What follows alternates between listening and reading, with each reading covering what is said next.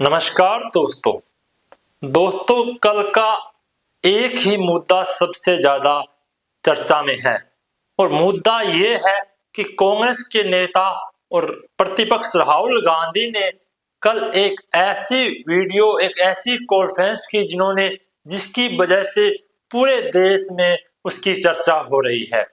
Video थी कि उन्होंने किस प्रकार से चुनाव चोरी के उन्होंने डाटा दिए। कल एक कॉन्फ्रेंस में जिस प्रकार से उन्होंने बताया कि किस प्रकार भाजपा सरकार और इलेक्शन कमीशन ने मिलकर चुनाव चोरी की है, उस चुनाव चोरी की आज सुबह उन्होंने एक 8 मिनट की वीडियो डाली जिसमें उन्होंने पूरा बताया कि किस प्रकार से चुनाव चोरी हुआ है और चुनाव चोरी होकर किस प्रकार भाजपा की सरकार सत्ता में तीसरी बार है। क्या भाजपा सरकार चुनाव चोरी नहीं कराती तो क्या सत्ता में होती, ये सबसे बड़ा सवाल है।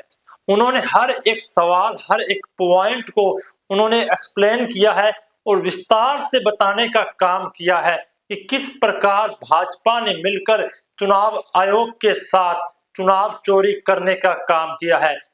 क्यों नहीं इलेक्ट्रॉनिक डाटा चुनाव आयोग दे रहा, क्या उसमें ऐसा क्या है जो कि इलेक्ट्रॉनिक डाटा चुनाव आयोग नहीं देना चाहता?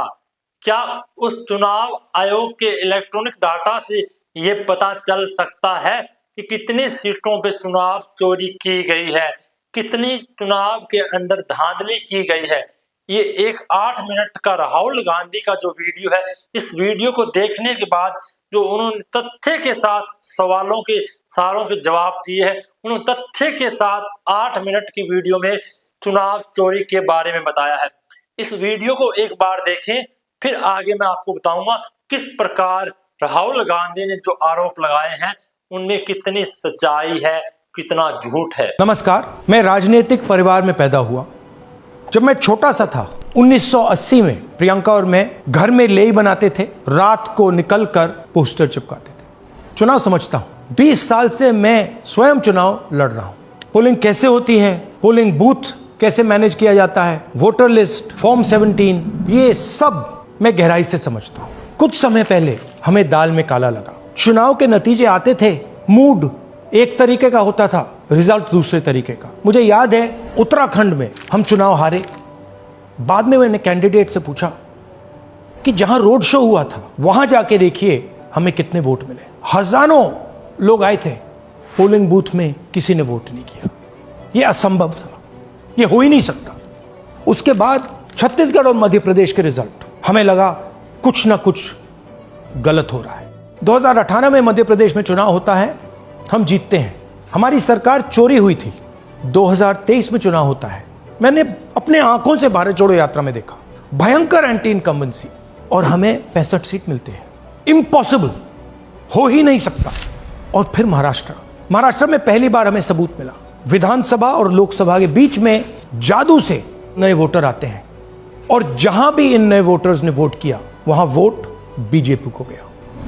महाराष्ट्र चुनाव के बाद जब हमें डाउट हुआ, हमारे गठबंधन के सारे नेताओं ने प्रेस कॉन्फ्रेंस किए और हमने इलेक्शन कमीशन से कहा कि आप हमें वोटर लिस्ट दीजिए, वीडियो रिकॉर्डिंग दीजिए। इलेक्शन कमीशन ने मना किया, ना उन्होंने हमें वोटर लिस्ट दी और ना उन्होंने वीडियो रिकॉर्डिंग दी। डाउट हुआ, क्यों नहीं दे रहे, क्या कारण है?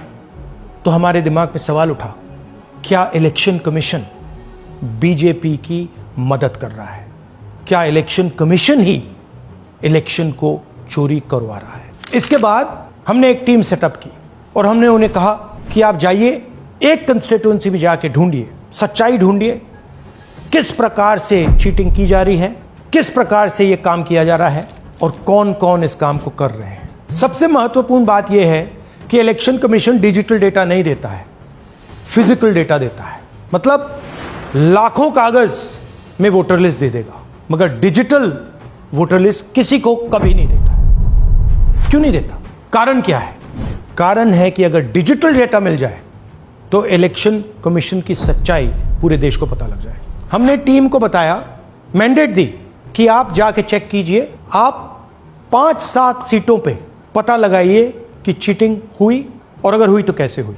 टीम ने हमें एक दिन बताया कि 5-7 सीटों पे काम किया ही नहीं जा सकता। क्यों? मैंने उनसे पूछा क्यों नहीं किया जा सकता?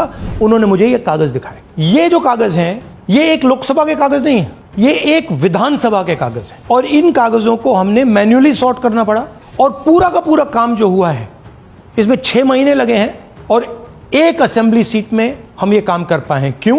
क्योंकि डिजिटल डेटा नहीं दिया जाता।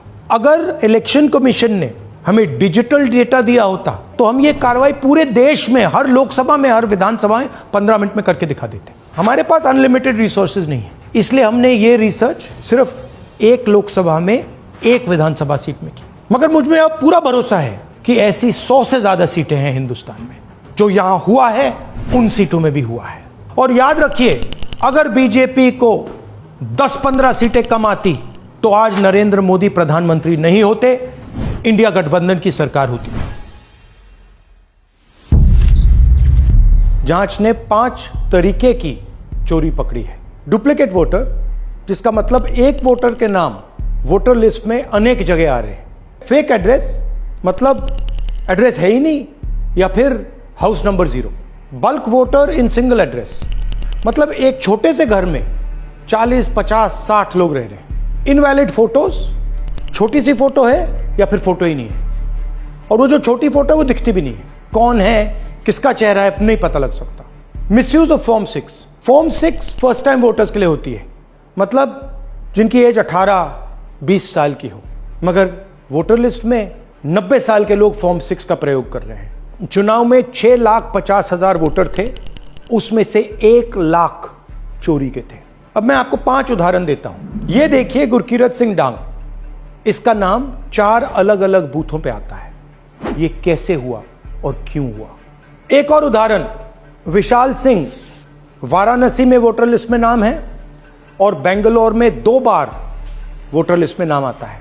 क्या ये वाराणसी में वोट कर रहे हैं या बेंगलोर में वोट कर रहे हैं या दोनों जगह वोट कर रहे हैं? एक और उदाहरण देखिए, हाउस नंबर 0। तो आपने कभी सुना है हाउस नंबर 0? हमने तो नहीं सुना था, मगर बेंगलोर में हजारों हाउस नंबर 0 हैं वोटर लिस्ट पे। हाउस नंबर 35 की कहानी सुनिए। छोटा सा घर है, ज्यादा से ज्यादा 4 लोग रह सकते हैं, मगर इस 35 में 80 लोग वोटर लिस्ट में रजिस्टर्ड है। ये ईआरओ ने कैसे अप्रूव किया, क्यों अप्रूव किया, पता लगाना है। अच्छा, अब ये देखिए वोटर लिस्ट, इनकी फोटो देखिए, या फोटो है ही नहीं या फिर छोटी छोटी फोटो है तो दिख नहीं सकती। इन वोटर आईडीज पे वोट दिया गया है। अब मैं आपको बताता हूं शकुन रानी की कहानी। फर्स्ट टाइम वोटर बनी है, 70 साल की आयु है।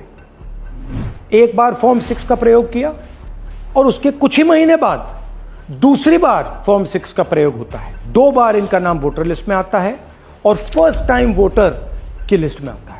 ये फर्स्ट टाइम वोटर हो ही नहीं सकती। तो क्या शकुन रानी जी ने वोट किया या किसी और ने शकुन रानी जी के लिए वोट किया? ये ही छुपाने के लिए सीसीटीवी का डेटा हमें नहीं दिया जा रहा है। और ये शकुन रानी जी अकेली नहीं है, ऐसे हजारों लोग हैं जिन्होंने फॉर्म 6 का प्रयोग करके 2-3 बार वोटर लिस्ट में नाम डाला है। हमने पहले इलेक्शन कमीशन से इलेक्ट्रॉनिक वोटर लिस्ट मांगी थी, सीसीटीवी फुटेज मांगी थी। उन्होंने अपना काम नहीं किया, हमें नहीं दिया। फिर हमने अपना इन्वेस्टिगेशन कराया, आरटीआई भरे और हमारे पास डेटा आया। भाई और बहनों, सच्चाई यह है कि हिंदुस्तान में इलेक्शन कमीशन और बीजेपी मिलकर इलेक्शन चोरी कर रहे हैं। यह पूरा का पूरा सबूत ब्लैक एंड व्हाइट में आज हमने आपको दिया है। इलेक्शन कमीशन जानता है कि हमने उनकी चोरी पकड़ ली है, इसीलिए एसआईआर आया है। यह एसआईआर जो है इंस्टीट्यूशनलाइज चोरी है।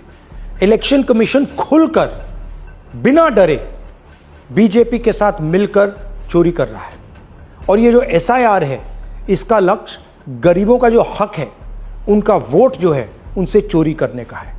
मैं आपको एक और बात बताना चाहता हूं। इस पूरी इन्वेस्टिगेशन में हमने वोटर एडिशन को देखा है, मगर जितना एडिशन होता है शायद उससे ज्यादा डिलीशन होता है, सबट्रैक्शन होता है। तो ये सिर्फ एक मेन तरीका हमने पकड़ा है, दूसरे तरीके पे हमने इन्वेस्टिगेशन की ही नहीं है। मैं इलेक्शन कमीशन और इलेक्शन के ऑफिसर्स को साफ कह रहा हूं, आप जो कर रहे हो गलत कर रहे हो। ये ट्रीजन है, देश के खिलाफ है। ये मत भूलिए, टाइम आएगा हम आपको पकड़ेंगे, बचने वाले नहीं हो। It is critical that we expose voter चोरी।